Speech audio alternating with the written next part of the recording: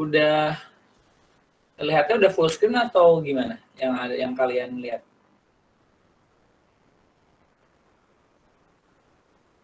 Di layar.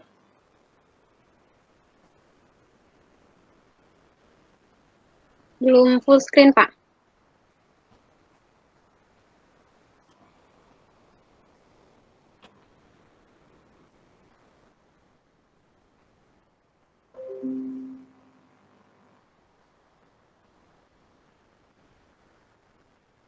Oh gini?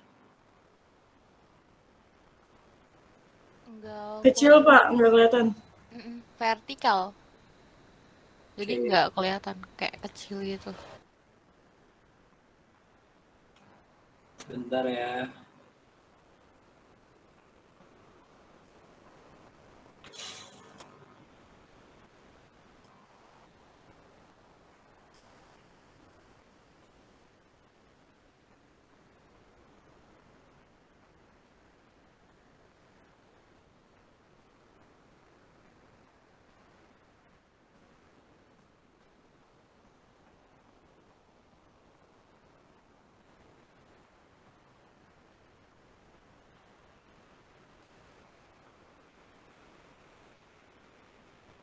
Gimana kabarnya, sehat ya semua? Alhamdulillah, Pak.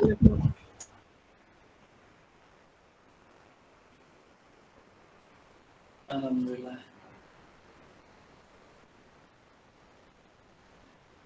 Cendil.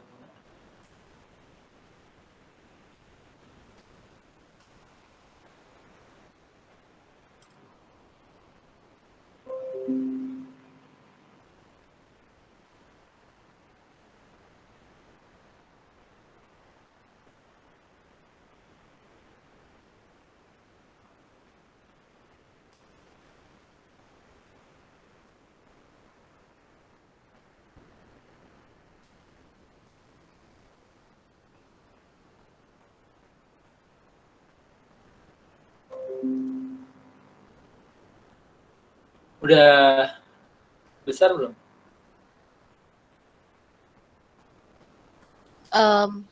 Sebenarnya udah full screen, Pak. Cuman kan mungkin karena di bapaknya vertikal, jadi di kitanya kecil. Oh, paham, Mungkin benar. bisa dibuat full screen tapi horizontal. Oh iya, itu udah besar sekarang. Mungkin Oke, kalau baik. jadi vertikal lagi, Pak. Kalau di full screenin.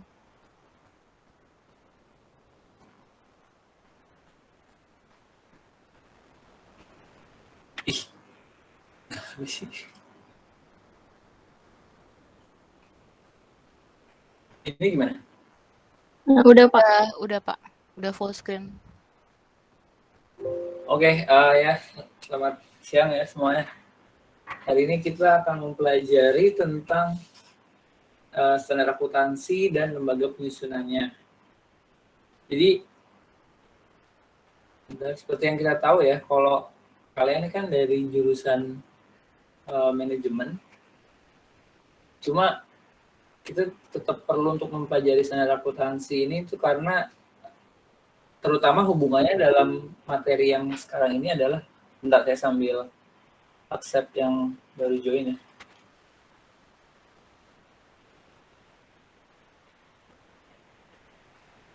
Ini masih kelihatannya masih ini nggak di kalian? Masih full screen nggak? Masih, Pak. Oh baik.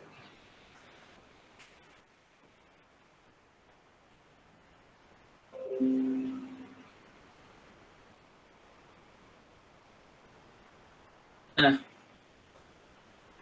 jadi kalian jurusan manajemen, tapi kenapa sih kalian mempelajari standar akuntansi ini? Jadi kayak standar akuntansi ini yang akan dipelajari bukan secara mendetail dalam artian kalian mengetahui bagaimana cara membuat penyusunan laporan keuangannya ataupun akun-akunnya seperti apa gitu untuk membuatnya ya, tapi lebih kayak kalian tahu gimana cara untuk membaca informasi atau laporan yang ada dari penyajian laporan keuangan yang disajikan kepada kalian gitu. Karena gimana pun kalian kan sebagai nanti pengambil keputusan atau pelaku manajerial, kalian harus bisa menerapkan bagaimana pengambilan keputusan yang sesuai dengan keadaan ekonomi dari perusahaan gitu. Bagaimana ketika misalnya jumlah aset seperti ini atau jumlah tingkat penjualannya seperti itu gitu, dan juga pemasukan yang seperti apa, gimana kalian pengambilan keputusan untuk periode kedepannya gitu.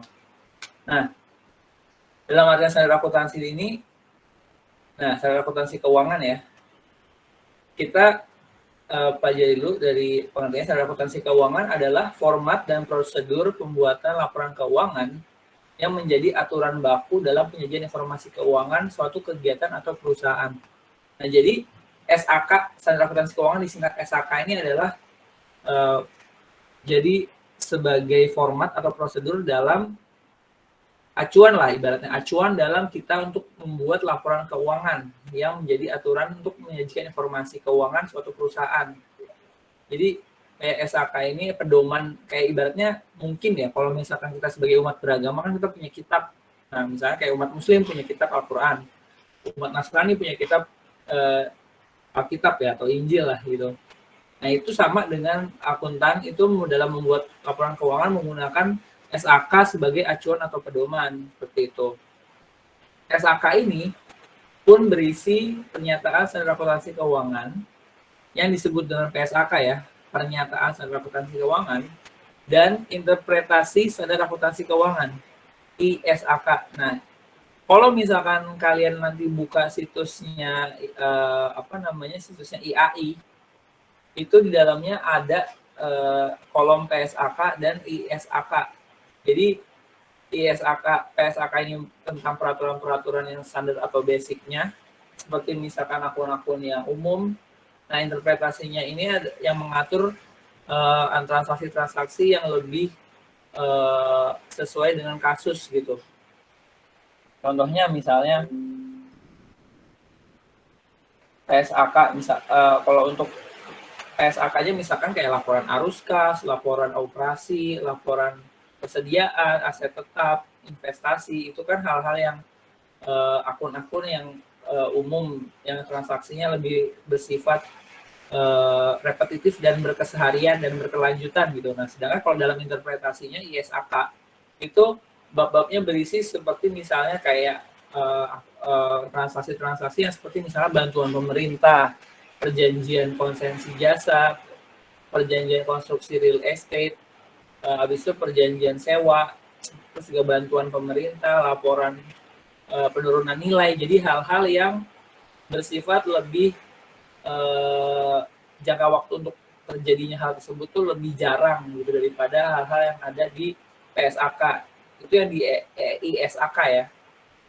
Nanti kalian bisa buka situsnya kalau kalian penasaran ya, kalian bisa cek di iai.or.id ya, itu situs resmi dari pemerintah. Saya kasih linknya di dalam chat Gmeet-nya.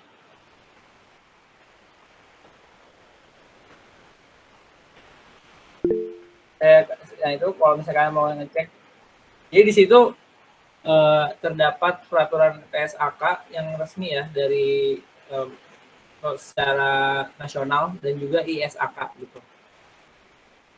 Nah, PSAK dan ISAK ini diterbitkan, maaf ya kalau jadi ada suara hujan ya, karena memang hujan deras di luar.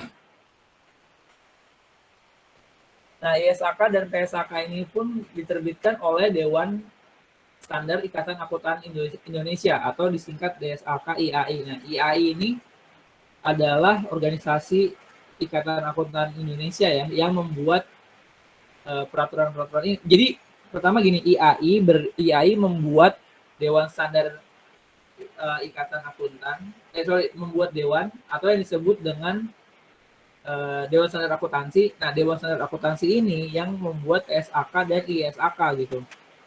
Nah, untuk yang membuat PSAK dan ISAK ini, yang membuatnya DSAK IAI dan DSAS IAI. DSAS ini adalah Dewan Standar Syariah Ikatan Akuntan Indonesia. Jadi sama seperti dengan DSAK IAI, cuma yang DSAS ini untuk akuntansi yang syariah, yang bersifat syariah ya.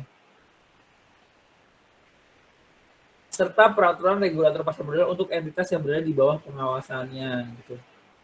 Oke. Standar akuntansi di Indonesia mengacu pada teori skala global, yakni International Financial Reporting Standard atau IFRS. Jadi ibaratnya gini, kayak misalnya IFRS itu adalah peraturan akuntansi yang diterima secara internasional atau yang secara global atau dunia ya, yang dipakai oleh lebih dari 120 negara termasuk Indonesia. Nah, implementasi dari IFRS ini di masing-masing negara tentunya akan berbeda kan. Nah, SAK dibuat mengacu sesuai dengan IFRS gitu. Jadi dari IFRS ya, SAK ini dibuat seperti itu dengan penyesuaian-penyesuaian yang sesuai dengan negara kita gitu. Begitu juga dengan di negara-negara lain yang tergabung dalam ikatan IFRS ini, International Financial Reporting Standard ini juga mengimplementasikannya berbeda juga sesuai dengan kebutuhan negaranya masing-masing seperti itu. SAK berbasis IFRS ini berlaku efektif semenjak tahun 2014 ya. Lalu Dewan Standar Akuntansi Keuangan (IAI) ini adalah pihak yang membuat PSAK dan ISAK itu menyebutkan meminimalisasi perbedaan kedua standar ini merupakan komitmen Indonesia sebagai satu-satunya anggota G20 di kawasan Asia Tenggara. Nah, dalam rangka menyambut G20 di Asia Tenggara ini kan, seperti kita ketahui Indonesia kan sekarang lagi perkembangan perekonomiannya sedang pesat juga dalam rangka menyambut sebagai anggota G20 ya. Ini juga berusaha keras untuk bisa meminimalisasi perbedaan antara IFRS dengan SAK gitu, PSAK, karena semakin PSAK sesuai dengan IFRS, maka informasi keuangan yang ada di perusahaan-perusahaan terbuka di Indonesia otomatis akan lebih mudah dibaca atau diketahui datanya oleh calon-calon investor asing gitu. Sebenarnya untuk kalian perlu ketahui dulu guna dari SAK ini adalah agar perusahaan-perusahaan yang ada di Indonesia ya, perusahaan-perusahaan yang udah go public gitu, yang sudah menjual sahamnya keluar maupun pihak dalam negeri maupun pihak asing, itu akan lebih memudahkan kita untuk bisa mendapatkan aliran modal dari pihak asing, terutama karena ketika PSAK-nya itu sesuai dengan IFRS atau standar akuntansi keuangan kita ini sesuai dengan yang internasional, maka akan lebih mudah dimengerti dan dipahami informasinya oleh calon investor asing, sehingga investor asing tidak akan ragu-ragu atau akan lebih mudah mengetahui informasi sehingga mengambil keputusan dia lebih cepat untuk bisa berinvestasi di dalam negeri supaya bisa menambah GDP gitu kan, mempercepat pendapatan nasional dan juga meningkatkan nilai investasi dari pihak asing ke dalam negeri gitu, sehingga meningkatkan pertumbuhan pembangunan, pertumbuhan pendapatan gitu.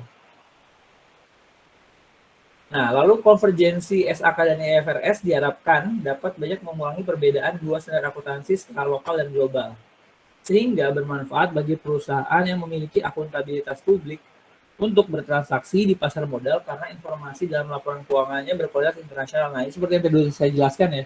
Jadi IFRS, SAK mengadopsi IFRS, tapi disesuaikan dengan kebutuhan lokal. Misalnya seperti ini, misalnya kayak kalau di IFRS dari istilah terms language aja deh, bahasa IFRS pasti kan seperti kita ketahui kita ada namanya bagian total aset. Kalau di IFRS itu kan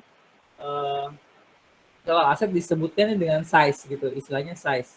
Nah, sedangkan kalau misalkan dalam rangka kita lebih mendekati dengan IFRS, mungkin nantinya perusahaan-perusahaan sekarang pun sudah tidak akan lagi mengadopsi bahasa Indonesia. Perusahaan-perusahaan TBK dengan mungkin jumlah investor asing yang banyak akan langsung menggunakan informasi laporan keuangan dengan istilah-istilah yang sudah diakui oleh IFRS, misalnya jadi kayak kayak liabilities langsung ditulisnya. Jadi ada mungkin akan dibuat 2 bahasa gitu. Misalnya langsung ada yang versi bahasa Indonesia, ada yang versi internasionalnya gitu. Untuk 2 jenis tipe investor gitu, yang investor asing dan juga investor lokal gitu. Yang jelas semakin SAK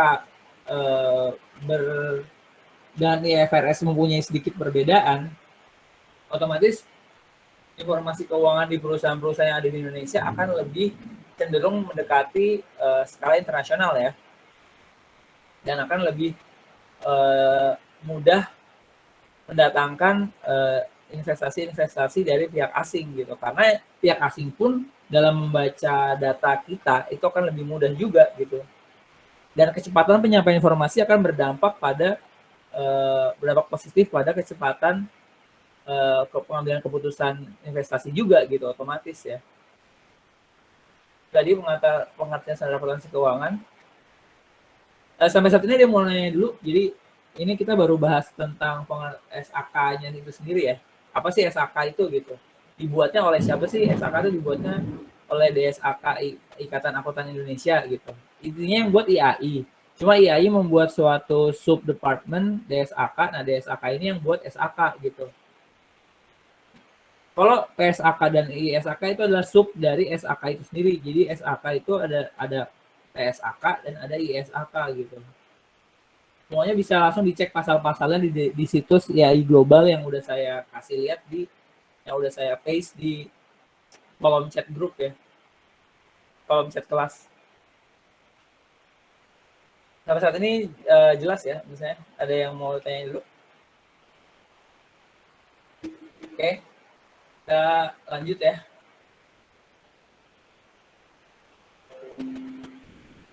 Nah, lalu ada 4 macam standar akuntansi keuangan di Indonesia. Jadi SAK-nya ada 4 macam. Yang pertama di Indonesia ya, ada PSAK IFRS. PSAK IFRS adalah PSAK yang telah mengadopsi IFRS tadi yang sudah saya bilang, dan berlaku di Indonesia. Jadi PSAK ini PSAK yang sangat-sangat mendekati dengan peraturan IFRS atau peraturan internasional gitu.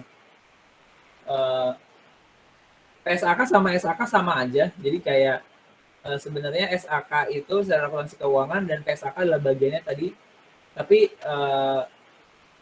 istilah dalam penyebutannya pun kita bisa menyebutkan dua-duanya dan bisa dimengerti ya sama gitu. Nah ini sejarahnya tadi PSAK, nama lain dari SAK yang diterbitkan oleh Dewan Standar Akuntansi Keuangan tadi ya, DSAK IAI pada tahun 2012. Berarti SAK-nya sendiri pun itu pertama kali dibuat tahun 2012. Lalu standar akuntansi standar ini adalah patokan penyusunan, pencatatan, penyajian, dan perlakuan laporan keuangan agar informasi keuangan yang dihasilkan relevan bagi pengguna laporan. Nah, seperti yang kita tahu, jadi kayak ibaratnya Al-Quran nih diciptakan untuk umat Islam berpedoman dalam melakukan ibadah, dalam juga berkehidupan, berkegiatan dalam sehari-hari, gimana interaksi antar sesama manusia, dan juga interaksi kepada pencipta. Seperti itu halnya sama dengan standar akuntansi keuangan untuk mengatur bagaimana informasi keuangannya dihasilkan bisa relevan, terus juga kayak penyajian pencatatannya dengan aturan-aturan seperti apa, yang penyatuan dan penyajian yang baik ya, yang sesuai gitu, sesuai dengan standar. Lalu PSAK ini digunakan oleh perusahaan yang memiliki akuntabilitas publik. Nah, untuk jenis PSAK yang pertama ini ya, PSAK IFRS itu digunakan khusus untuk perusahaan yang udah TBK ya, yang udah go public. Karena nanti untuk perusahaan-perusahaan yang tidak go public, yang masih kecil dan menengah, itu ada sendiri jenis PSAK-nya gitu. Nah, untuk yang PSAK IFRS karena dia sudah mengacu pada laporan yang internasional, yang global, otomatis dia itu sudah go public. Jadi misalnya nih kalian nanti ketemu perusahaan-perusahaan yang namanya itu listingnya itu terdaftar ada tulisan TBK-nya di akhir, misalnya kayak Indofood, Mayora, semua kan ada TBK-nya kan. Nah, itu berarti dia udah menggunakan PSAK yang IFRS gitu. Yang sudah terbuka, yang sudah go public, sehingga bisa mendatangkan sumber investasi investor-investor dari pihak luar maupun dari pihak dalam negeri maupun dari luar negeri gitu. Nah, alasan IFRS dijadikan pedoman SAK karena Indonesia merupakan anggota International Federation of Accountants atau IFAC yang menjadikan IFRS sebagai standar akuntansinya. Jadi, nah itu tadi yang saya bilang International Federation of Accountants ini adalah anggota satu himpunan dari negara-negara yang ibaratnya mereka mempunyai satu kesamaan dalam pencatatan akuntansi gitu. Tapi tidak termasuk Amerika Serikat ya. Kalau Amerika Serikat itu dia itu beda sendiri, dia itu punya standar akuntansi sendiri. Sedangkan IFRS itu udah lebih dari 120 negara, cuma tidak termasuk dengan Amerika Serikat di dalamnya gitu. IFRS itu yang produk dari IFAC yang mana Indonesia termasuk dalam salah satu anggota dalam negara dalam anggotanya tersebut lah, dalam IFAC-nya gitu. Ada beberapa prinsip dasar yang digunakan IFRS, diantaranya adalah pertama adanya penekanan interpretasi dan aplikasi atas standar akuntansi keuangan sehingga para negara anggota IFAC berkomitmen untuk menerapkan SAK yang sudah ditentukan. Nah ini jadi kayak ya fix wajib setiap anggota IFAC menerapkan IFRS, menerapkan standar akuntansi yang sudah ditentukan. Lalu yang kedua, ada penilaian atas transaksi dan evaluasi sehingga laporan keuangan dapat mencerminkan realitas ekonomi. Ini udah pasti ya, maksudnya appraisal atas transaksi dan evaluasi. Jadi kita tahu gimana penyajian laporan keuangan yang benar-benar merepresentasi keadaan ekonomi suatu perusahaan yang sebenar-benarnya pada apakah kalau misalkan perusahaan itu dalam keadaan yang baik dan misalnya tahun berikutnya misalnya ada peningkatan penjualan, peningkatan pemasukan, peningkatan aset. Nah itu penyajian laporan keuangan yang tersaji itu benar-benar menunjukkan hal tersebut gitu, bukannya malah terjadi fraud, malah jadi keadaan yang tidak sebenarnya terjadi malah disajikan akhirnya jadi salah nih, harusnya kita tidak invest ke perusahaan ini karena mungkin perusahaannya sedang tidak baik gitu secara nilai ekonomi, tapi kita mau invest karena laporan keuangan yang tidak sesuai dengan keadaan realnya gitu. Lalu yang berikutnya, penerapan standar akuntansi ini membutuhkan professional judgment. Oke. Tadi prinsip dasarnya ya. Prinsip dasarnya sebenarnya ya mudah dipahami dan memang ya benar adanya gitu. Ya memang membutuhkan professional judgment itu sudah pasti gitu. Karena gimana pun ya nggak mungkin kan standar akuntansinya dijudge apa misalnya penilaiannya oleh yang bukan pelaku profesional yang bidang tersebut gitu. Hebat ya jadi Ani jadi astronot ya. Oh, oke. Terus yang berikutnya, Bapak Ani santai. Terus manfaat penerapan IFRS.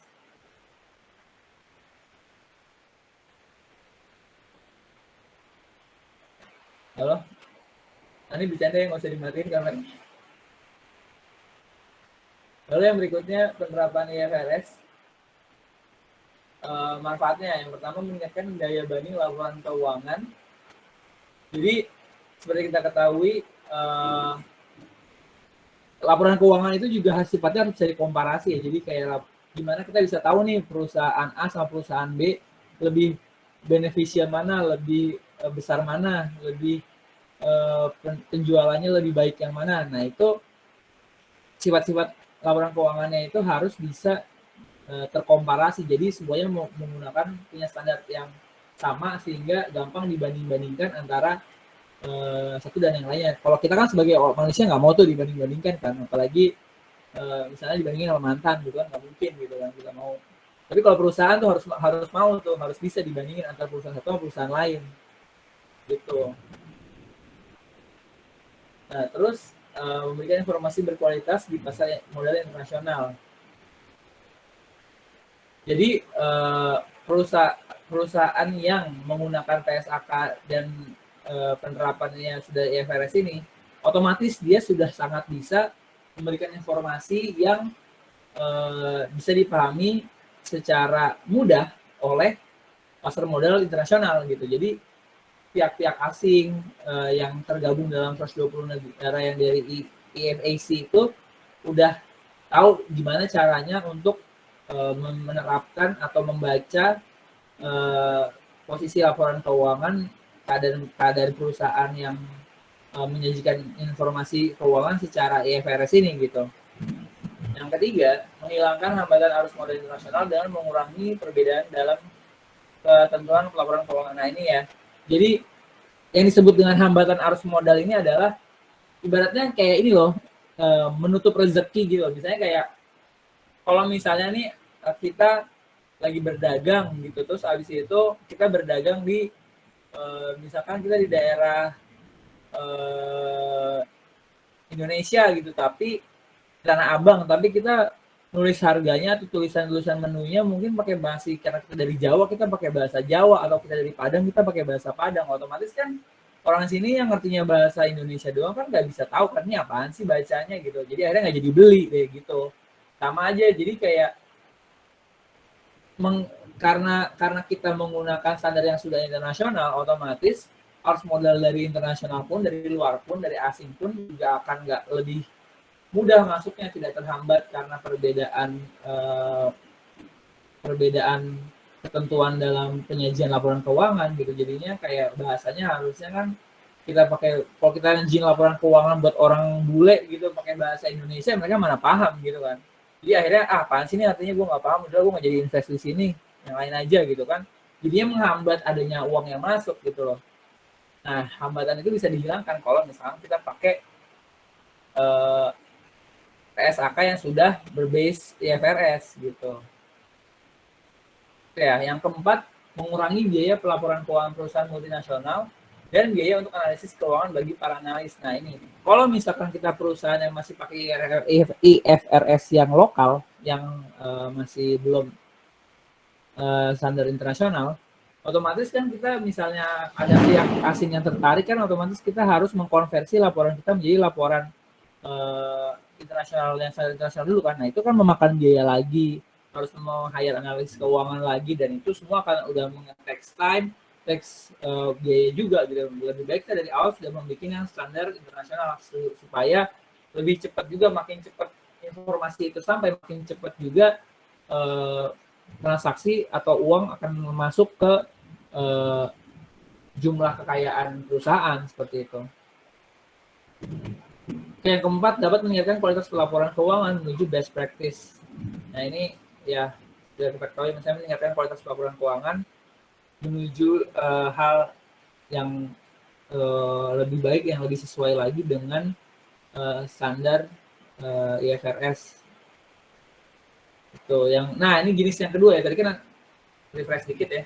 4 macam standar akuntansi. Yang pertama ada PSAK IFRS. Yang kedua SAK ICAP. Nah tadi kan kita udah ketahui PSAK IFRS itu adalah PSAK yang untuk perusahaan-perusahaan yang sifatnya udah TBK ya, yang udah go public, sehingga memudahkan investor asing untuk bisa masuk. Nah SAK ICAP ini adalah standar akuntansi keuangan untuk entitas tanpa akuntabilitas publik. Jadi dia kebalikannya, dia itu untuk perusahaan-perusahaan yang belum go public, atau ibaratnya perusahaan-perusahaan yang masih kecil dan menengah ya, perusahaan-perusahaan yang belum go public, yang masih kecil menengah, sehingga tetap harus mereka punya pedoman lah ibaratnya untuk menerbitkan laporan keuangan bagi pengguna-pengguna internal maupun eksternal juga sama, karena gimana pun kita sendiri sebagai pelaku, kalian nanti sebagai pelaku manajemen, walaupun kalian misalkan perusahaan kalian nanti belum TBK, kalian kan tetap harus bikin laporan keuangan untuk bisa menentukan tujuan nanti kalian di periode berikutnya. Apakah kalian misalkan mau expand, apakah kalian mau mengurangi pemasaran, biaya marketing, atau kalian mau meningkatkan produksi, atau kalian mau meningkatkan penjualan. Nah itu semua kan kalian bisa tahunya dari pelaporan keuangan, dan itu yang mengaturnya adalah SAK ICAP ini kalau kalian belum go public. Baik lagi, belum go public ya. Begitupun untuk pengguna eksternal juga, karena biasanya untuk perusahaan-perusahaan yang belum terbuka, belum TBK, sangat mengharapkan adanya bantuan atau suntikan dana dari eksternal, sehingga nanti perusahaan tersebut mungkin dengan jumlah aset yang jauh lebih besar karena adanya bantuan dari pihak-pihak luar, maka akan akhirnya bisa TBK karena laporan keuangan yang sesuai dengan ITEP ini gitu loh. Untuk memancing adanya potensial investor sehingga bisa meningkatkan kemampuan perusahaan untuk bisa mungkin memperbesar asetnya, karena memang untuk bisa TBK, untuk bisa go public itu tuh dibutuhkan nilai atau jumlah aset yang jauh-jauh lebih besar gitu dibanding dengan yang belum go public gitu. Nah, SHK ITEP ini memungkinkan kita untuk informasinya untuk sampai juga ke calon-calon pengguna eksternal yang mungkin ingin berinvestasi di perusahaan kita supaya bisa go public itu gitu dengan meningkatkan jumlah asetnya. Lalu yang berikutnya, ITEP merupakan hasil penyederhanaan standar akuntansi IFRS yang meliputi tidak adanya penilaian untuk aset tetap. Nah, jadi aset tetap, aset tidak berwujud, dan laporan laba rugi. Jadi untuk perbedaannya antara PSAK yang IFRS dan PSAK yang ITEP ini adalah di PSAK yang ITEP ini tidak ada penilaian untuk aset tetap dan tidak ada penilaian untuk aset berwujud, aset tidak berwujud, dan laporan laba rugi yang komprehensif. Jadi penilaian untuk aset tetapnya tidak dimasukkan ya, misalnya kayak bangunan, tanah, mesin dan segala macam dan sebagainya. Dan yang tidak berwujud seperti misalkan kayak nilai goodwill atau brand dari nilai perhitungan brand dari perusahaan tersebut gitu, itu juga tidak dimasukkan, dan juga laporan laba ruginya juga tidak masuk di dalam ITEP. Sedangkan kalau di PSAK yang IFRS, 3 elemen ini pasti ada gitu, yang penilaian aset tetap, aset tidak berwujud, goodwill-nya. Aset tidak berwujud tuh goodwill ya istilah lainnya. Dan laporan laba rugi itu pasti ada di yang IFRS. Lalu standar akuntansi IFRS yang disederhanakan juga meliputi tidak adanya pilihan menggunakan nilai revaluasi atau nilai wajar, serta tidak ada pengakuan liabilitas dan aset pajak tanggungan karena beban pajak diakui sebesar jumlah pajak. Nah, ini berarti karena standar akuntansi SAK ini lebih ringkes, ibaratnya lebih simple daripada yang pertama, daripada yang tadi, yang pertama ya, yang penerapan IFRS itu. Ini juga nggak ada nilai revaluasi, nggak ada juga pengakuan kewajiban, pengakuan liabilitas, dan aset pajak tanggungan. Itu juga nggak dimasukkan ke dalam SHK yang ITEP ini ya, yang untuk perusahaan-perusahaan kecil menengah yang belum listing di BI atau belum go public. Nah, ini lalu berikutnya adalah manfaat SHK ITEP. Manfaatnya adalah membantu perusahaan kecil dan menengah dalam menyusun laporan keuangannya sendiri. Oke, jadi untuk perusahaan-perusahaan yang belum go public ya, yang masih asetnya masih kecil dan yang masih menengah, itu untuk menjadi pedoman mereka dalam penyusunan laporan keuangan. Berikutnya, standar akuntansi ini dinilai lebih sederhana karena sebagian besar siklus akuntansinya menggunakan konsep biaya historik. Untuk pengaturannya juga lebih sederhana. Dalam hal perlakuan akuntansi relatif tidak berubah selama beberapa tahun. Ya, selain sifat, kenapa dibilang manfaat? Karena mungkin ya dalam menyusunnya berarti lebih simpel, lebih gampang, lebih sedikit data yang dipergunakan, jadi lebih banyak waktu yang dihemat untuk melakukan hal lain dibanding penyusunan laporan keuangan gitu. Jadi karena lebih ringkas, lebih simpel, otomatis kita nyusunnya lebih gampang. Dan juga gini, kalau yang SAK IFRS dia itu peraturannya sangat-sangat fluktuatif dan bisa berubah setiap 6 bulan sekali, tiap tahun, bahkan bisa ada ketentuan-ketentuan baru yang dimasukkan sehingga sangat-sangat memungkinkan untuk terjadinya format laporan keuangan yang begitu sangat berbeda tiap tahun. Sedangkan ITEP ini, walaupun ada perubahan, mungkin akan jangka waktunya akan sangat lama, cenderung lebih stabil untuk formatnya lebih kayak gitu-gitu aja gitu. Misalnya kayak ya udah cuma dalam mungkin update-nya mungkin dalam 2 tahun, 3 tahun baru ada perubahan-perubahan elemen-elemen pelaporan keuangan yang harus dimasukkan, itu mungkin segitu lama baru berganti gitu. Jadinya lebih simpel lah, lebih gampang gitu, dalam template-nya juga lebih mudah karena gitu-gitu aja gitu. Lalu yang ketiga, laporan akuntansi jadi dapat diaudit dan mendapatkan opini audit, sehingga laporan keuangan dapat digunakan untuk menjaring dana investasi agar usahanya lebih berkembang. Oke. Karena format yang lebih sederhana dan template itu, maka laporan akuntansinya pun juga lebih gampang untuk diaudit. Nah, ketika laporan akuntansi yang sudah diaudit itu sudah diaudit, otomatis para calon-calon eksternal atau calon-calon investor itu pun juga akan lebih mudah untuk lebih cepat ya, relatif akan lebih cepat untuk bisa memberikan dananya untuk berinvestasi, karena yang PSAK IFRS itu kan elemennya banyak, waktu pengauditannya pun juga akan lebih lama. Ibaratnya gini, kalian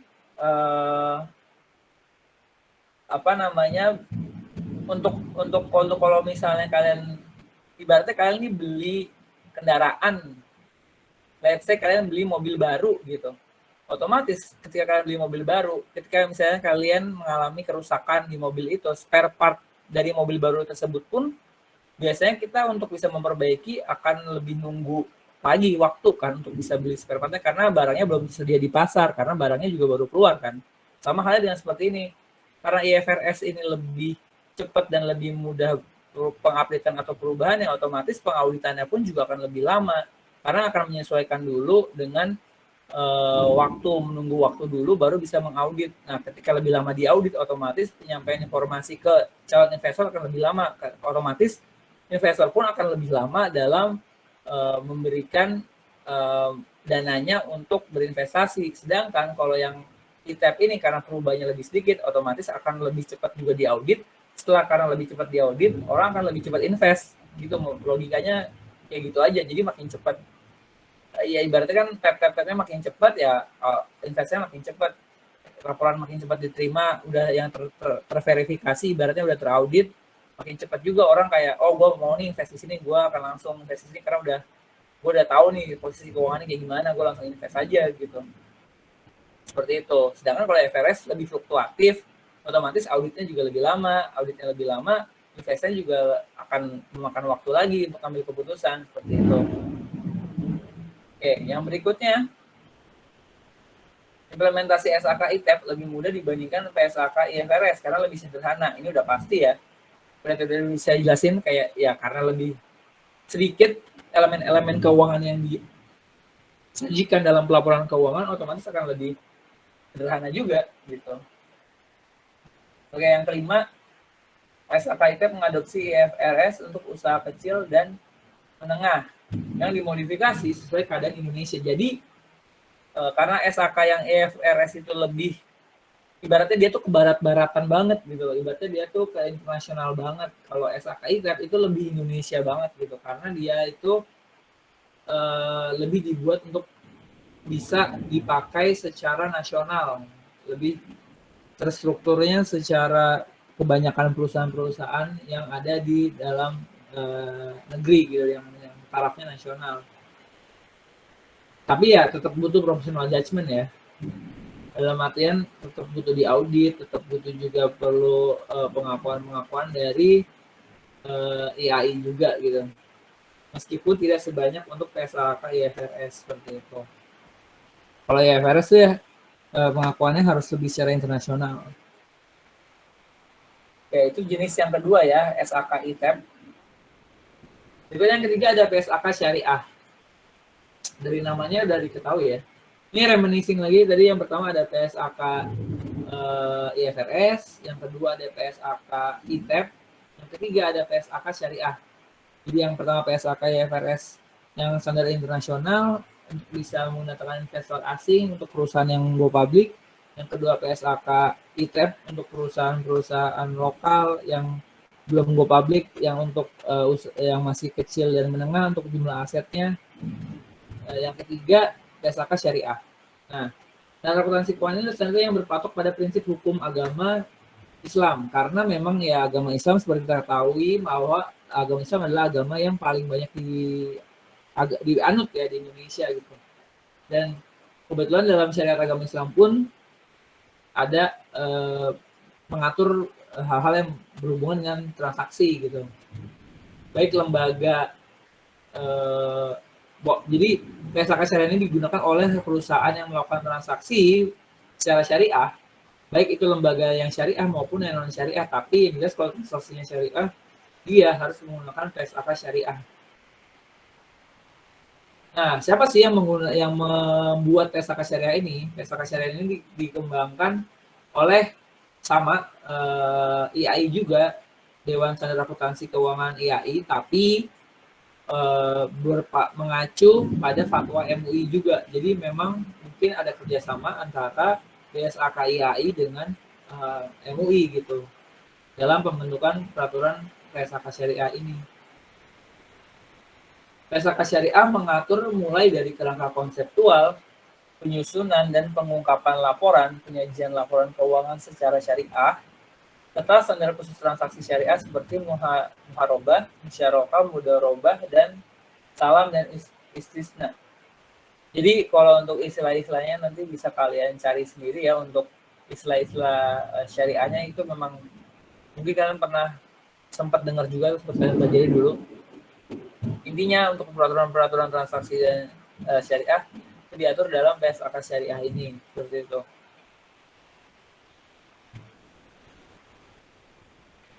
Lalu yang terakhir ada SAP. Jadi yang tadi pertama IFRS, ada ITEP, yang ketiga ada PSAK syariah, yang keempat ada standar akuntansi pemerintah. Jadi PSAP ini, peraturan standar akuntansi pemerintah ini diterbitkan oleh peraturan pemerintah, dan diterapkan untuk entitas pemerintah dalam penyusunan laporan keuangan pemerintah pusat LKPP dan pelaporan keuangan pemerintah daerah LKPD. Nah, ini berarti untuk perusahaan-perusahaan BUMN dan BUMD ya. Jadi untuk perusahaan-perusahaan BUMN, BUMD itu menggunakan peraturan akuntansi pemerintah.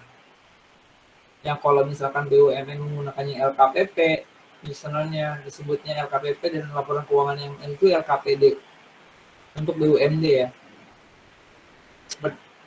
Jadi tadi ya perbedaannya, kalau yang PSAK IFRS untuk perusahaan-perusahaan yang udah TBK, yang udah go public, yang PSAK ITEP itu untuk perusahaan-perusahaan yang belum go public, yang dengan jumlah aset yang masih kecil dan menengah.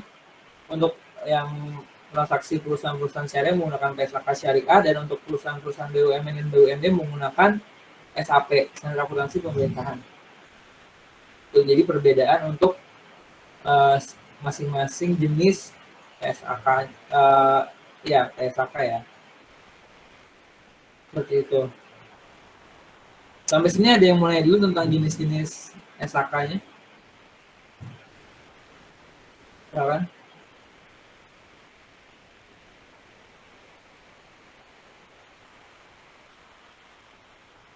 Oke, belum ada ya. Saya lanjut dulu. Yang berikutnya adalah fungsi standar akuntansi keuangan. Yang pertama adalah untuk keseragaman laporan keuangan. Udah pasti ya, jadi tadi kan karena ada sifat-sifat yang harus bisa dikomparasi gitu. Jadi untuk keseragaman laporan keuangan, untuk mempermudah kita juga untuk mengkomparasi antara satu perusahaan dan perusahaan lainnya dibutuhkan keseragaman gitu. Karena kalau tidak seperti itu, kita bingung gitu gimana cara bandinginnya kalau misalnya kriteria pembandingnya pun, variabel pembandingnya pun tidak seragam gitu kan. Nah, makanya dibuatlah standar akuntansi keuangan untuk menyeragamkan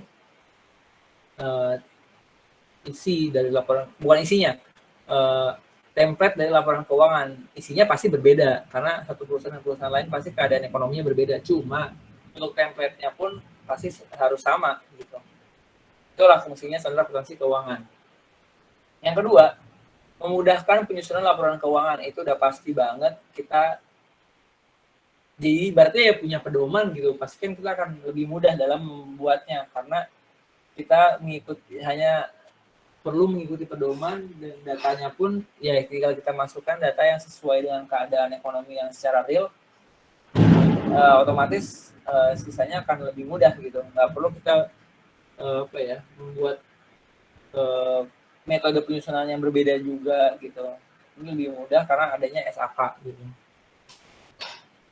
Yang ketiga, mempermudah auditor dan pembaca laporan keuangan untuk memahami dan membandingkan laporan keuangan entitas berbeda-beda.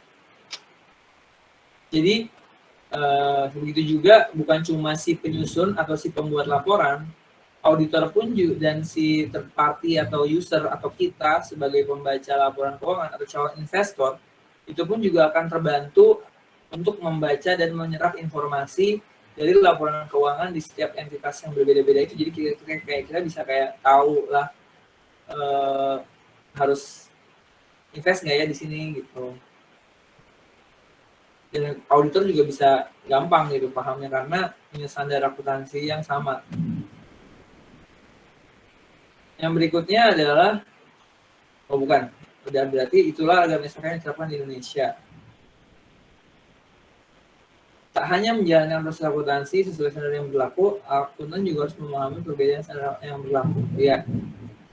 Nah, kalian ini sebagai pelaku atau manajer nanti kan, pelaku manajerial dari perusahaan ya diharapkan juga tahu gitu bagaimana standar akuntansi keuangan yang berlaku sehingga nanti kalau misalkan kalian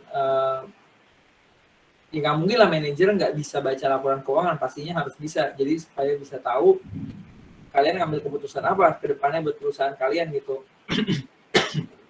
Guna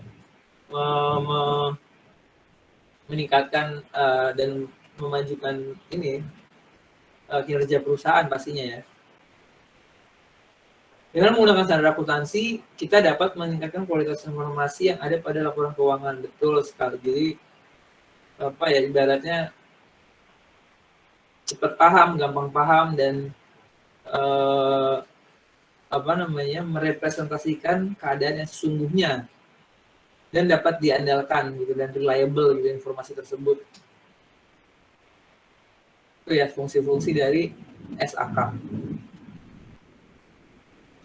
Nah, tadi kan kita udah bahas nih SAK. Kita juga udah tahu kalau SAK itu adalah acuan daripada IFRS.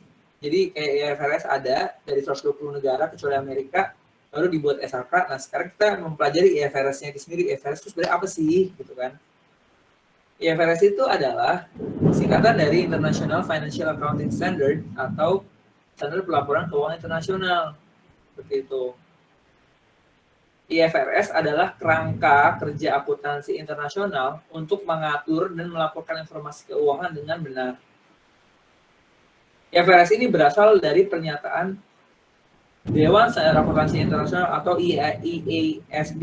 IASB ini adalah singkatan dari International Accounting Standard Board. Oke, yang berbasis di London. Jadi basisnya di London, dia terdiri dari 120 negara ya, termasuk dengan Indonesia. Dan informasi aja Amerika nggak termasuk ya dalam 120 negara ini gitu. IFRS mengharuskan bisnis untuk melaporkan hasil keuangan dan posisi keuangan mereka menggunakan aturan yang sama. Ini berarti harus ada keseragaman yang cukup besar dalam pelaporan keuangan semua bisnis yang menggunakan IFRS untuk menghindari manipulasi dan penipuan. Jadi, ya ini sekalian dijelasin ya kayak fungsi lain dan manfaat dari IFRS, yaitu IFRS itu menggunakan aturan yang sama dan harus ada keseragaman juga, dan juga gunanya untuk menghindari manipulasi atau penipuan, jadi menghilangkan fraud ya. Jadi supaya kita nggak salah baca data atau posisi perusahaan, jadi kita tahu ya perusahaannya bangkrut ya bangkrut, perusahaannya lagi naik atau lagi expand ya harusnya expand ya benar seperti itu adanya gitu. Dan kita tahu kayak oh ini dia kayaknya perusahaannya lagi jelek penjualannya, gua kayaknya nggak mau invest di situ deh, atau enggak nih perusahaannya kayaknya lagi oke banget nih, performance-nya lagi bagus banget, lagi naik banget gitu. Nah, gue kayaknya mau invest di situ gitu. Nah, itu gunanya seperti itu ya. juga membuat laporan keuangan lebih mudah untuk dibandingkan, dikomparasi, dan dibedakan. Sama ya, ya otomatis, cuma ya intinya IFRS itu adalah ya sama kayak PSAK. IFRS dulu baru ada PSAK, cuma IFRS itu yang lebih internationally standard gitu dan dipakai oleh banyak negara di dunia gitu.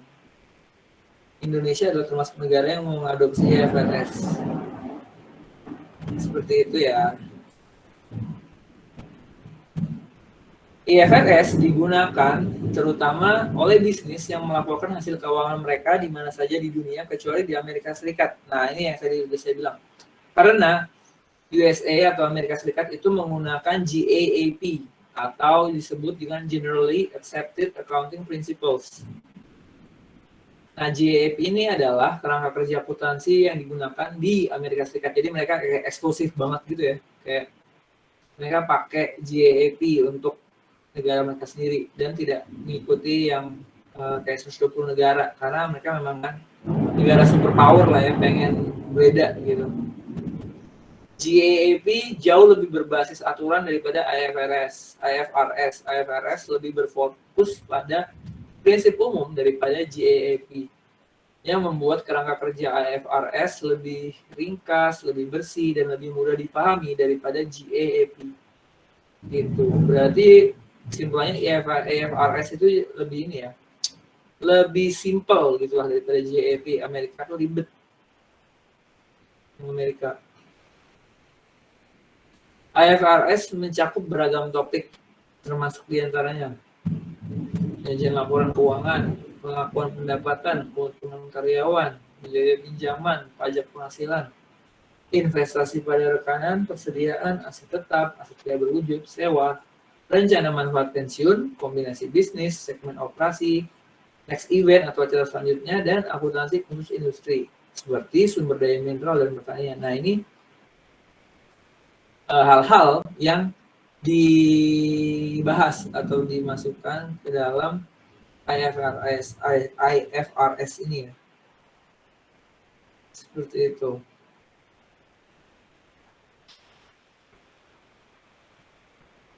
Oke.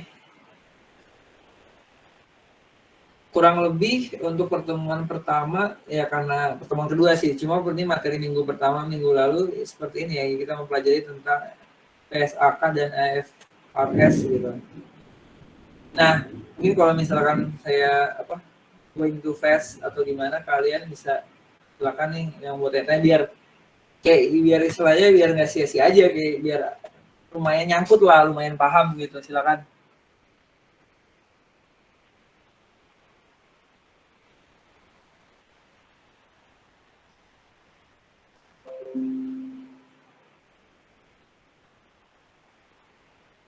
Dan saya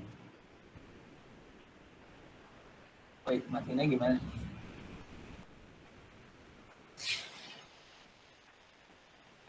Ya kurang lebih kayak gitu ya.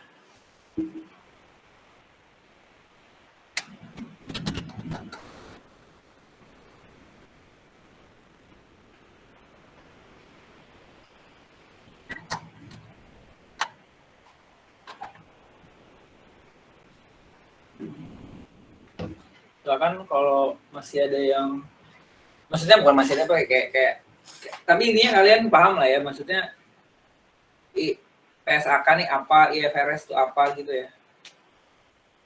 Bapak izin bertanya, Pak. Iya, silakan.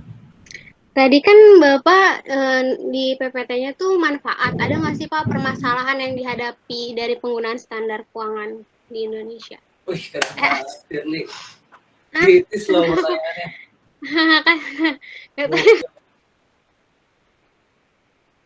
Nah, kalau yang ini yang secara umum aja ya masalah. Mungkin kalau masalah yang secara globalnya dan terus-terusan dan terjadinya secara internasional tuh mungkin ada pengembangan yang lebih spesifik dan itu bisa kamu cari nanti di Google ya. Cuma kalau yang secara umum pastinya terjadi terus-menerus pastinya adalah implementasi dari 120 negara. Ini kan 120 negara ini kan ekonominya beda-beda banget ya. Maksudnya kayak ada yang negara miskin, ada yang negara berkembang, ada yang negara maju gitu.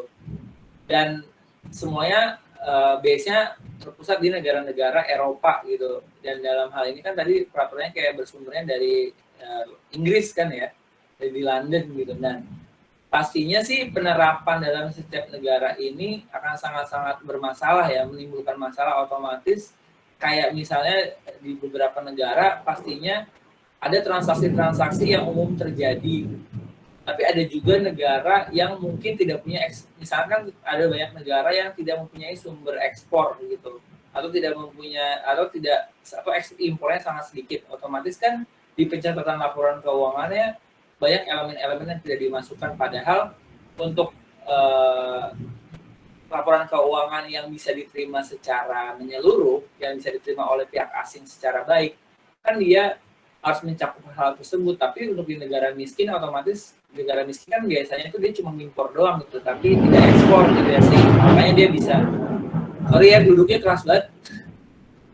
Negara miskin itu kan kebanyakan maksudnya dengan pendapatan yang rendah, otomatis kan dia jarang, lebih sedikit mengekspor gitu, lebih banyak lebih banyak mengimpor daripada ekspor. Dia lebih jarang menjual barang keluar dibanding dia beli barang gitu. Nah, otomatis kan perusahaan-perusahaan di dalamnya pun transaksi impor ekspornya pun juga sedikit. Nah, otomatis karena transaksinya itu tidak ada, mungkin ya jadinya si implementasi IFRS-nya pun ada kebingungan dalam penerapan dan penulisannya, jadinya harus dikonfirmasi ulang, atau kayak gimana implementasinya untuk perusahaan-perusahaan yang memang di bawah standar total aset itu gitu, yang tidak punya apa namanya transaksi-transaksi yang sesuai dengan defaultnya yang negara-negara maju itu gitu loh. Dalam pencatatannya paling kebanyakan di komunikasi dalam elemen-elemen dalam catatannya sih, yang paling sering ya dalam implementasi tiap negara yang begitu juga. Nah, tapi kabar baiknya nih buat Indonesia kan sekarang kayak lagi bagus banget ya. Maksudnya Indonesia tuh udah sangat-sangat mendekati IFRS yang defaultnya gitu, karena ya perkembangan nggak bisa dipungkiri juga kalau perkembangan ekonomi Indonesia ini lagi pesat banget. Jadinya PSAK yang ada sekarang tuh udah sangat-sangat mirip sama IFRS gitu, dengan standar internasionalnya gitu. Itu sih, Firly. Thank you, Faisal, pertanyaannya. Ya, sama-sama Pak. Terima kasih juga atas penjelasannya. Kalau misalnya nanti kamu penasaran, kamu bisa sih cek-cek kayak misalkan masalah-masalah apa sih yang lebih mungkin krusial, yang lebih mungkin jarang ditemui dalam implementasi IFRS di negara-negara yang menggunakan IFRS itu gitu. Iya Pak. Berarti standar akuntansi keuangan di Indonesia itu masih kurang ya Pak? Maksudnya belum. Oke sih, baik kok. Maksudnya sebenarnya bukan kurang, tapi gini, ibaratnya kan tadi saya kasih tahu ya, IFRS itu tuh kayak kitab pedoman. Kayak ibaratnya kalau orang muslim ya tadi laporannya, IFRS itu kayak pedoman dari 120 negara itu dalam menyajikan laporan akuntansi. Nah, laporan akuntansinya ini bertujuan kan ketika perusahaan go public, kita punya laporan, investor asingnya lihat, otomatis dia tersampaikan nih posisi keuangan perusahaan tersebut. Akhirnya dia bisa ngambil keputusan kayak gue mau invest atau gue mau nggak invest, atau gue mau misalnya narik investasi gue di situ misalnya. Nah, itu kan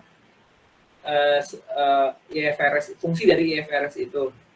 Nah, ketika Indonesia ini berada dalam posisi yang dibilang sudah mendekati, adalah berarti banyak, karena Indonesia ini makin banyak kerjasama sama banyak negara asing ya, dan ekspor impor yang begitu udah berkembang juga, otomatis penyajian laporan keuangan yang ada di perusahaan-perusahaan terbuka di Indonesia pun juga sangat-sangat sudah terstruktur dan sangat sesuai dengan aturan yang ada di IFRS gitu loh. Jadi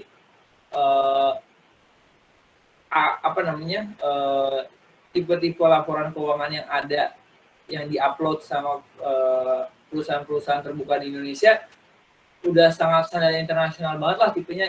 Istilahnya gitu, misalnya nih kamu nanti mau ngerjain skripsi atau mau ngerjain penulisan kamu nih, jurnal misalnya, terus kamu mau buka BI, terus mau cari laporan keuangannya Indofood misalnya atau Mayora atau perusahaan-perusahaan lain atau Astra misalnya, itu semua tuh laporan-laporan keuangannya udah standar IFRS, udah sesuai. Jadi ibaratnya jangan kan kita yang baca, misalkan kayak orang berarti ada bule dari mana nggak tahu, duitnya banyak gitu, dia pengen invest gitu, dia download itu, dia baca itu, dia bisa paham gitu, karena tipe laporannya udah sesuai sama IFRS, udah gampang dipahami sama orang asing secara internasional. Kalau misalkan kamu nih, coba deh misalkan kamu datang ke perusahaan-perusahaan yang nggak terkenal deh, misalkan perusahaan-perusahaan yang belum go public, terus kamu coba baca pencatatan laporan keuangannya, itu kan biasanya pencatatan laporan keuangannya agak kurang bisa dipahami gitu. Yang bisa paham tuh ya orang-orang yang ngerjain itu laporan keuangan dan orang-orang dalam perusahaan itu aja, biasanya kan gitu loh. Kayak mungkin penempatan atau istilah penulisan asetnya, atau kayak laba ruginya ditulisnya di kolomnya yang gimana, posisi penempatannya laba rugi setelah pendapatannya itu yang baiknya gimana. Kalau yang standar itu kan udah terstruktur rapi dan juga gampang dibaca. Nah kalau yang perusahaan-perusahaan yang kita nggak tahu mungkin ya, yang mungkin di pelosok-pelosok atau gimana kita nggak tahu, kan bisa aja kita baca itu sekali kok, nggak 2 kali 3 kali nggak paham-paham gitu. Ini kayaknya perusahaannya jadi bagus atau enggak sih, asetnya gede atau enggak sih, punya gedungnya di mana aja, atau total jumlah gedungnya, nilai gedungnya berapa gitu, kan nggak bisa tahu itu. Tapi kalau misalkan yang IFRS kayak udah sekali baca mungkin langsung paham gitu. Jadi gue mau langsung invest nih, gue udah paham gitu. Maksudnya kayak gitu. Dan Indo pun ya karena Indo jumlah jumlah perusahaan terbukanya juga udah banyak dan berskala internasional juga udah banyak, otomatis ya udah termasuk sangat baik sih sekarang. Ya kan Indonesia juga termasuk yang G20 nih, Asia Tenggara, jadi dia sih harusnya ya untuk penerapan IFRS-nya udah sangat baik sekali gitu. Seperti itu. Yang masih kurang mungkin ya kalau misalkan perusahaan-perusahaan UKM sih, karena kan perusahaan-perusahaan UKM menurut saya masih butuh pensosialisasian dari orang-orang di IAI mungkin ya, dari Ikatan Akuntan, untuk mengadakan penyuluhan atau misalkan mensosialisasikan gimana sih penerapan PSAK yang baik, penyajian laporan keuangan yang baik, aturan-aturannya, supaya mereka bisa mencatatkan akuntansi atau laporan keuangannya yang baik, supaya semakin baik penyajian laporan keuangan suatu UKM, otomatis kan dia akan berkembangnya semakin cepat, karena ketika penyajian laporan keuangan baik, otomatis kan dia nggak makin profesional. Ketika dia nggak makin profesional, otomatis akan mendapatkan sumber-sumber uang dari pihak asing, pihak luar, bukan asing dalam artian pihak orang internasional ya, tapi pihak luar perusahaan, misalkan ya kayak ya dari kita aja, misalnya kayak kita nih, kita nggak kenal sama si Aulia, misalnya si Aulia nih bikin UKM misalnya jual hasil kerajinan tangan atau gimana, tapi dia menyajikan laporan keuangannya rapi, baik, dan gampang dipahami. Terus karena lihat usahanya berkembang dan nilai asetnya berkembang juga, saya lihat laporan keuangannya, saya jadi tertarik nih buat menginvestasikan duit saya di usaha kerajinannya si Aulia, jadinya usahanya berkembang nih, kan kayak gitu maksudnya gitu. Nah harapannya ya semoga perusahaan-perusahaan yang kecil menengah ini semakin bisa lebih baik dalam penyajian laporan keuangan, supaya mendatangkan investor dari luar gitu. Seperti itu sih.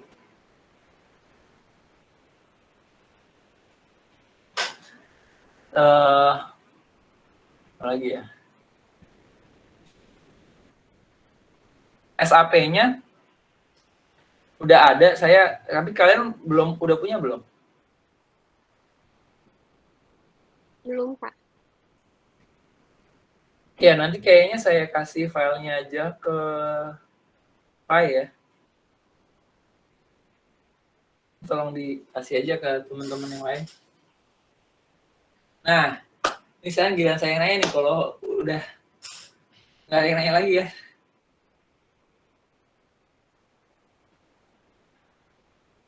Ada yang mau nanya lagi nggak?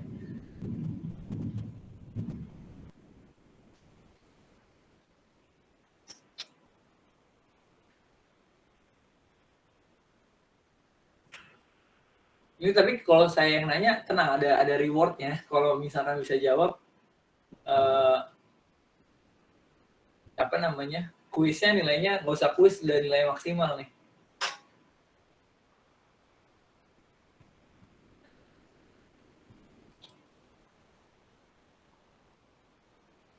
Jadi kan tadi saya udah jelasin ada 4 jenis PSAK ya. PSAK yang pertama PSAK IFRS, yang kedua PSAK ITEP, yang ketiga syariah, yang keempat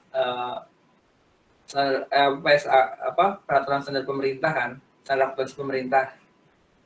Nah, saya minta jelasin yang bedanya IFRS sama ITEP apa sih? Bedanya PSAK IFRS sama PSAK ITEP. Kalau misalkan ya nyimak, ya pasti bisa lah. Yuk, silakan. Let's go.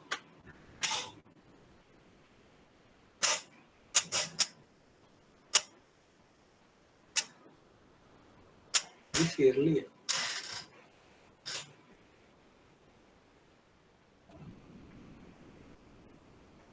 Bapak boleh izin jawab nggak, Pak? Silakan, Shirley. Kalau yang tadi SAK ITEP sama PSAK IFRS ya, Pak? Ya. Kalau misalnya yang ITEP itu lebih sederhana, sedangkan yang IFRS itu lebih rumit, Pak. Karena Karena yang lebih sederhana mana? yang ITEP, Oke, benar. yang IFRS lebih rumit. Kenapa tuh bisa lebih sederhana? Kira-kira kayak tadi, maksudnya kan kayak ITEP tuh lebih sederhana. Kira-kira kenapa tuh? Apakah karena dia cakupannya lebih simple, lebih skalanya gitu kan? Atau enggak perusahaannya kayak gimana sih tipikalnya yang ITEP? Kalau yang perusahaan yang IFRS kayak gimana tipenya gitu perusahaannya?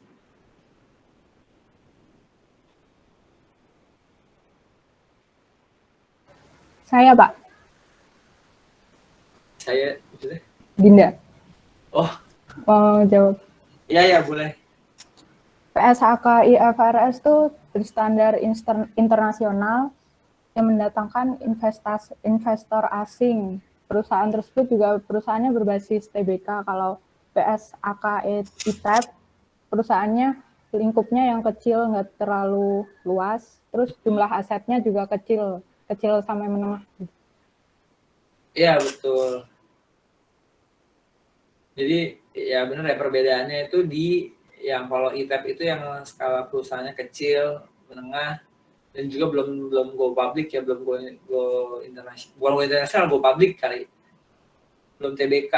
Nah kalau yang IFRS itu untuk perusahaan-perusahaan yang udah TBK dan mengharapkan investasi dari pihak ketiga atau asing ya.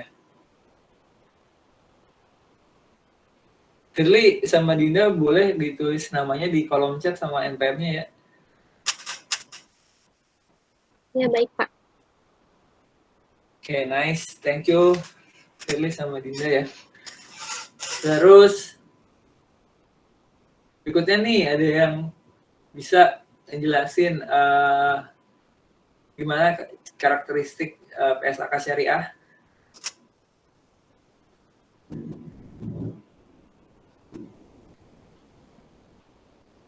Gampang banget.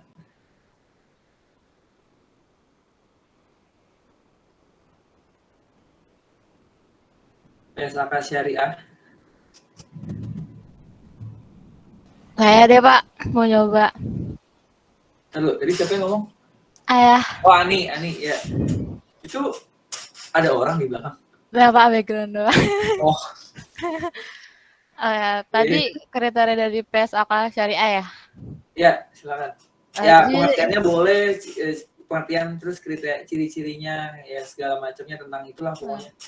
tadi sependengaran saya kalau nggak salah itu kan PSAK itu pokoknya standar akuntansi hampir sama kayak SAK ya pada umumnya. Cuman dia Ya, itu lebih punya prinsip hukum agama, lebih ke syariat Islam. Terus betul. biasanya juga kalaupun dipakai di lembaga itu bukan yang lembaga non konvensional karena kan kalau non konvensional itu ada bunga-bunganya. Nah, kalau misalkan PSAK syariah ini setahu saya biasanya digunakan di lembaga-lembaga syariah. Mungkin kayak misalkan kalau di bank-bank kan ada bank syariah, terus juga ada lembaga-lembaga yang emang mutunya itu syariah, jadi nggak ada bunga-bunga dan sebagainya. Pokoknya non konvensional ataupun non syariah. Terus yang terakhir itu biasanya dia itu kalau apa ya, dia punya kayak peraturannya itu pasti selalu bersangkutan sama fikih ataupun fatwa. Jadi kalau misalkan beberapa peraturannya ada yang beda sama peraturan konvensional itu karena dia kan berbasisnya sama Al-Qur'an. Tadi yang Bapak Betul. jelasin. Yoi, Bapak. keren. Nice. Mantap Ani, silakan ditulis namanya sama NPM-nya. Oke. Terakhir nih yang PSAK PSAK pemerintah atau SAP, standar akuntansi pemerintah yang gampang banget parah. Let's go. SAP yuk.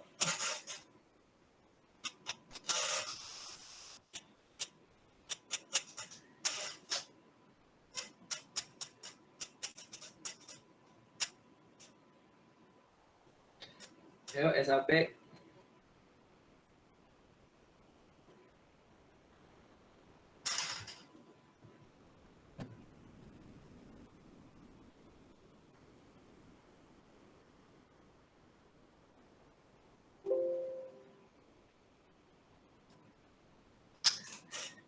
Gampang ini mah SAP.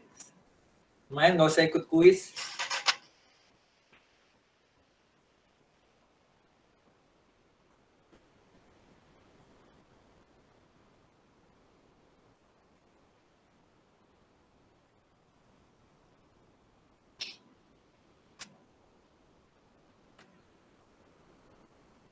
Standar akuntansi pemerintah seperti apa, digunainnya di mana.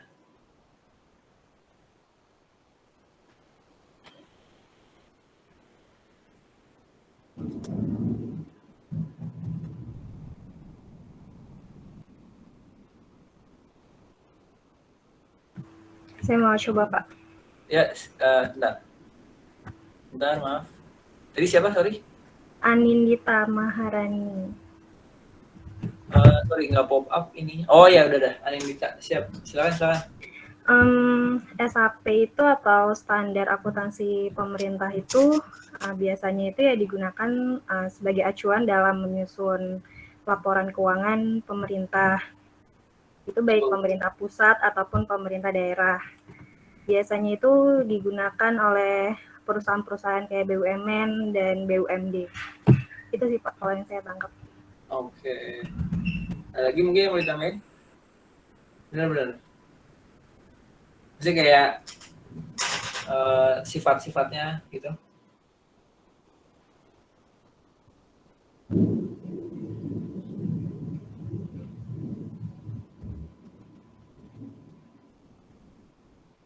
Atau istilah nama laporan kalau yang BUMN nama laporan keuangannya apa?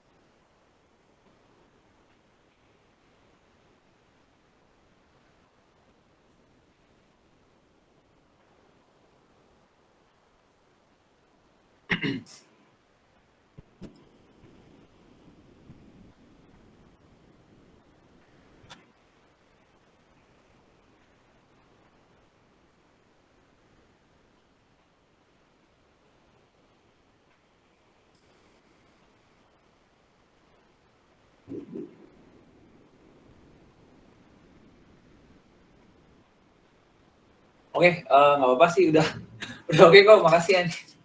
Ya, tulis aja namanya, Anin sama NPM-nya ya. Terima kasih Pak. Ya, lalu satu lagi deh, nih,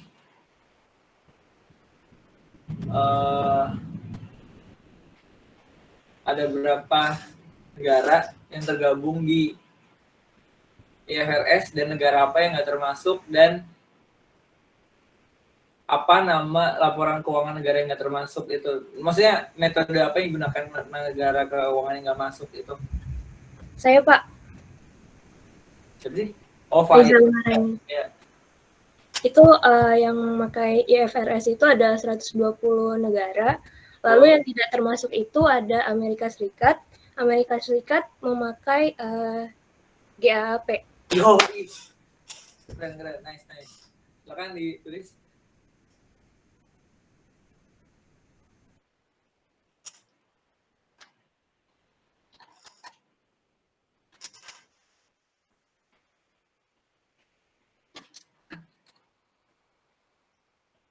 Ya, paling itu aja sih sebenarnya materi buat minggu pertama ini ya. Itu maksudnya materi minggu kemarin ya, minggu pertama cuma kan kemarin belum masuk, jadi ya baru sekarang. Itu ya paling kita coba padetin di materi minggu kedua ketiga kali ya. Nah, nanti SAP-nya saya kasih dari si, ini ketua kelasnya Fai ya atau gimana? Iya Pak. Iya, nanti saya kasih SAP-nya dari Fai.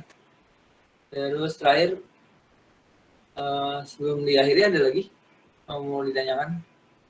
Maksudnya ini untuk pertanyaannya tadi, misalnya untuk apa ya, kayak ibaratnya pop quiz-nya udah selesai. Makasih buat yang udah berpartisipasi ya. Good job. Ada lagi mungkin, tapi yang mau ditanya dulu sebelum diakhiri.